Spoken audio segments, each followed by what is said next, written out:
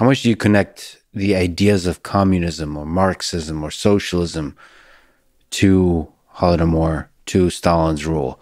So how naturally, as you kind of alluded to, does it lead to genocide?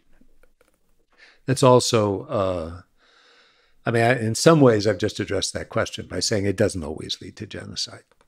In the case, again, Cuba is not pretty, but it didn't have, there was no genocide in Cuba. And same thing in North Vietnam. Yeah. Even North Korea, as awful as it is a terrible dictatorship, right? And people's rights are totally destroyed, right? They have no freedom whatsoever.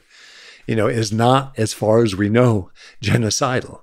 Who knows whether it could be, or whether if they took over South Korea, mass murder wouldn't take place and that kind of thing.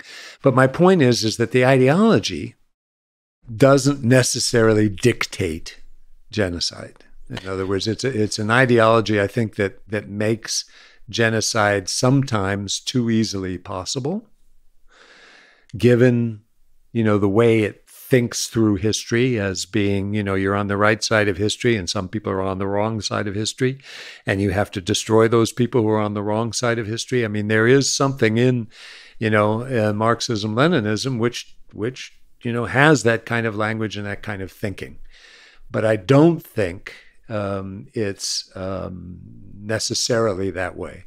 There's a wonderful historian at Berkeley named Martin Malia, who has written, wrote a number of books on this subject, and he was very, very, he was convinced that the, that the ideology itself, played a crucial role in the murderousness of the Soviet regime.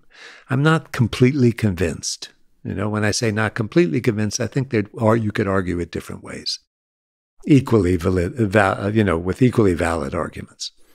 I mean, there's something about the ideology of communism that allows you to decrease the value of human life, almost like this philosophy, if it's okay to crack a few eggs to make an omelet. Right. So maybe that, if you can reason like that, then it's easier to take the leap of, for the good of the country, for the good of the people, for the good of the world, it's okay to kill a few people. And then that's where I wonder about the slippery slope. Yeah, no. Again, I don't think it's a slippery slope. I think it's dangerous. In other words, I think it's dangerous. But I don't consider, I don't like Marxism, Leninism any better than the next guy. And I've lived in plenty of those systems to know how they can beat people down and how they can,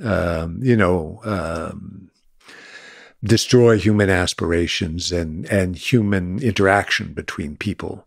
But they're not necessarily murderous systems. They are systems that contain people's autonomy, that force people into work and labor and lifestyles that they don't want to live.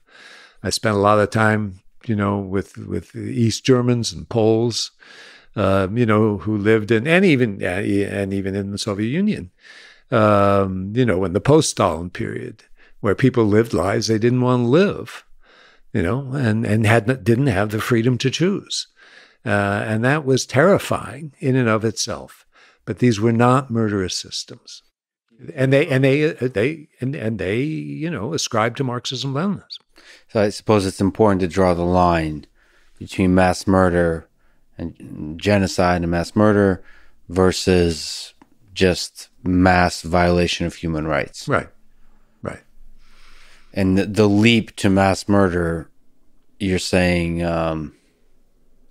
maybe easier in some ideologies than others, but it's not clear that somehow one ideology definitely leads to mass murder and not. Exactly.